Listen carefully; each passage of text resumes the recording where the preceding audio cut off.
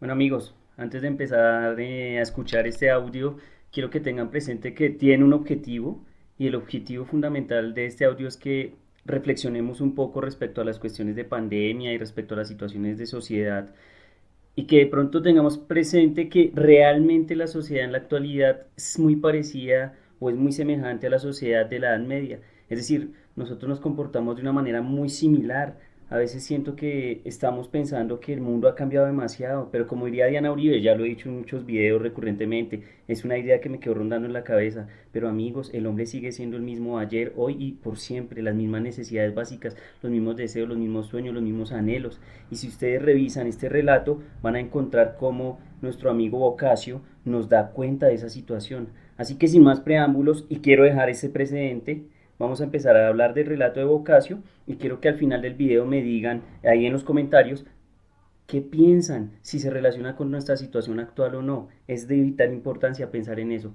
Muchas gracias amigos, quedo atentos. Voy a empezar por lo pronto a leer algo del documento para que tengan un poco de idea de qué trata el libro, de qué trata el relato de Boccaccio, el de Camerón, un libro, un clasicazo de la Edad Media. ¿Sí? Aquí tengo un inicio, un intro, voy a leerlo. Dice: libro constituido por relatos cortos escritos por Giovanni Boccaccio entre 1351 y 1353 que giran alrededor de tres temas principales: el amor, la inteligencia humana y la fortuna. La obra se inicia con la descripción de la peste bubónica, epidemia de peste negra que golpeó a Florencia en 1348, lo que da ocasión a que un grupo de 10 jóvenes huyan de la plaga y se refugien en una villa en las afueras de Florencia. En resumen, lo que más me interesa es, la obra habla de la peste negra, de una plaga que azotó en la Edad Media Florencia, y quiero que vean qué pasó, qué sintieron, cómo lo vivieron, y si creen ustedes que tiene relación o no con lo que nos está pasando en la actualidad, con el asunto de la pandemia.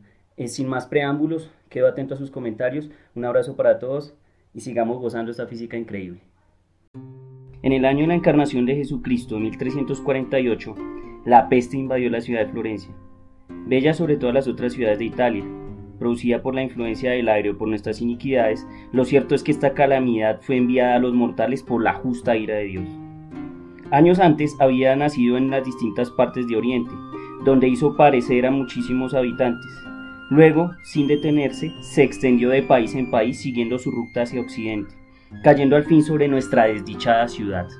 La peste no se manifestó como en Oriente, por una hemorragia por la nariz, que era el signo cierto de una muerte inevitable. Aquí, al principio se declararon en personas de uno y otro sexo tumores, bien en las ingles o en las axilas. Los unos se ponían gordos como una patata ordinaria, los otros como un huevo, los demás de diferentes obesidades. Al poco tiempo, aquellos tumores se extendían por todo el cuerpo y la enfermedad se hacía mortal. Muchos otros síntomas podían manifestarse. Manchas negras o azules aparecían en los brazos, en las caderas y en las demás partes del cuerpo, unas grandes y espaciadas, otras pequeñas y abundantes, y lo mismo que los tumores eran una señal de muerte. Parecía que ante tales síntomas todos los remedios de la medicina fueran impotentes, y todos los que eran atacados morían al tercer día, sin que tuvieran fiebre ni cosa por el estilo. La peste era terrible puesto que se contagiaba a las personas sanas por medio de las enfermas con igual prontitud que se comunica el fuego a las materias secas y combustibles. Una cosa extraordinaria, y quien hubiera creído, ni mucho menos escrito, si no lo hubiese visto, y si muchas personas dignas de crédito no hubieran sido testigos como yo y no me lo hubieran repetido, fue la siguiente. 2 cerdos habían removido con el hocico y mordido con los dientes unas vendas que estaban tiradas en la calle y que habían sido usadas por un enfermo, muerto de aquel mal. Apenas habían dado 1 o 2 mordiscos, cayeron muertos y como envenenados sobre las vendas. Todos evitaban y huían a los enfermos y a cuanto los rodeaba para no ocuparse más que de su salud. Creían que la sobriedad y la moderación eran el mejor preservativo. Vivían aparte, guareciéndose en pequeños grupos en las casas donde no habían enfermos. Allí no comían nada más que alimentos escogidos y bebían excelentes vinos. Prohibían cualquier exceso, no hablaban y no permitían que nadie hablase de lo que sucedía afuera, ni de la muerte ni de la enfermedad. Otros, por el contrario, estaban convencidos de que el mejor remedio contra tan gran mal era el de beber mucho, el de cantar y divertirse sin cesar, el de ir y venir, satisfaciendo todos sus caprichos y riéndose de todo. Así pasaban el día y la noche, de taberna en taberna, ocupados en gozar sin regla ni medida. Hacían lo mismo y más a menudo todavía en las casas de los demás, en cuanto se enteraban de que había en ellas algo que les conviniera o pudiera divertirles. Esto les era sumamente fácil, pues como si no debieran permanecer mucho tiempo en este mundo, habían olvidado el sentido de lo que les pertenecía, así como el de su propia conservación, de suerte que la mayoría de las casas eran de todos, hasta el punto que el extraño que quisiera entrar en ellas podía hacerlo y usar de cuanto hallase dentro como el dueño mismo. No se preocupaban en suma sino de evitar a los enfermos. En el estado de aflicción y de miseria a que la ciudad se vio reducida, la venerable autoridad de las leyes humanas y divinas se había como disuelto, al no haber magistrados que las hicieran ejecutar.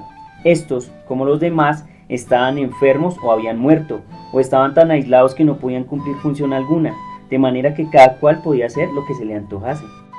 Unos observaban un justo medio entre los dos géneros de vida que he señalado, sin privarse de todo como los primeros, ni entregarse a la bebida a los demás excesos como los segundos. Usaban de todo conforme sus necesidades. En lugar de encerrarse, se les veía ir de un lado para otro, llevando flores o hierbas de olor, o algún perfume cuyo aroma aspiraban a menudo, para así proteger sus órganos de la infección, pues el aire entero parecía infectado por el hedor de los cadáveres, los enfermos y los remedios. Algunos tenían una idea más cruel, aunque tal vez más acertada. Decían que el mejor medio de garantizarse contra la peste era huir de ella. Convencidos de que eso era lo mejor, muchos hombres y mujeres no pensaron más que en sí mismos y abandonaron su ciudad natal, sus casas, sus bienes, su familia y marcharon al campo, como si la cólera de Dios que quería con aquella plaga castigar la impiedad de los hombres no debería caer sino sobre aquellos que se hallaban dentro de la población, pues no había de qué dar alma viviente en aquella desdichada ciudad a la que había llegado su última hora. Bien que muchos de los que adoptaron aquel partido escapaban al mal, algunos fueron atacados por él, pero el ejemplo que habían dado cuando estaban todavía sanos fue seguido por los demás, que no tardaron en abandonar a su vez la ciudad. En fin, se vio a los ciudadanos huir unos de otros, al vecino permanecer indiferente acerca de la suerte de su vecino, a los parientes tenían gentes por lo demás limitadas, nada prácticas en semejante servicio, buenas solo para dar a los enfermos lo que éstos pedían o para verlos morir, y que a menudo morían también, perdiéndose ellos y la ganancia que habían obtenido. Sucedía muy frecuentemente que en la misma caja fuesen la mujer y el marido, el padre y el hijo, los 2 o 3 hermanos. Muy a menudo, cuando 2 sacerdotes iban con la cruz a buscar un muerto, encontraban 3 o 4 ataúdes cuyos cargadores seguían al primero, y así, en vez de enterrar a uno solo, enterraban 6 u 8, y a veces más. Ni cortejo ni luminarias, ni sentimiento alguno les acompañaba. Se había llegado al extremo de sentir tanto la muerte de un hombre como sentimos hoy la del animal más despreciable.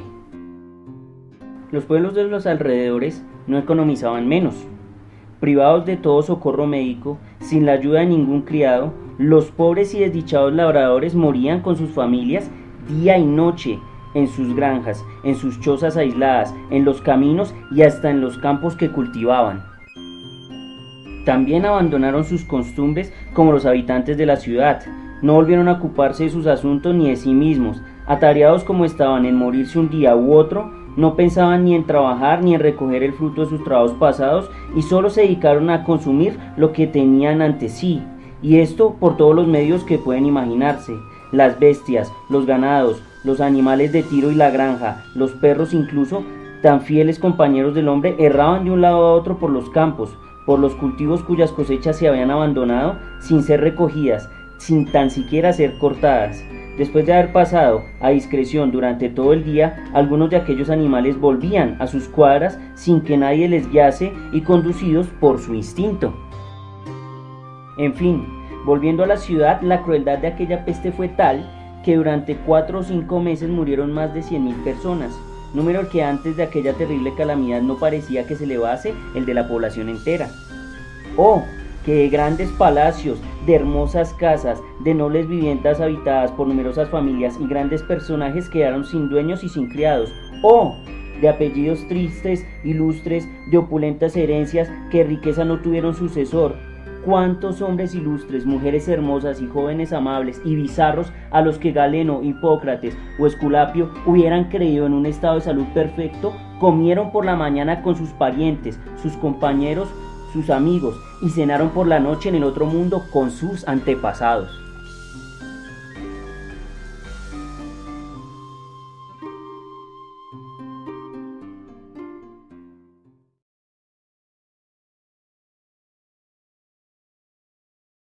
Si el video les gustó, no olviden compartirlo, darle me gusta y suscribirse a todas nuestras redes sociales.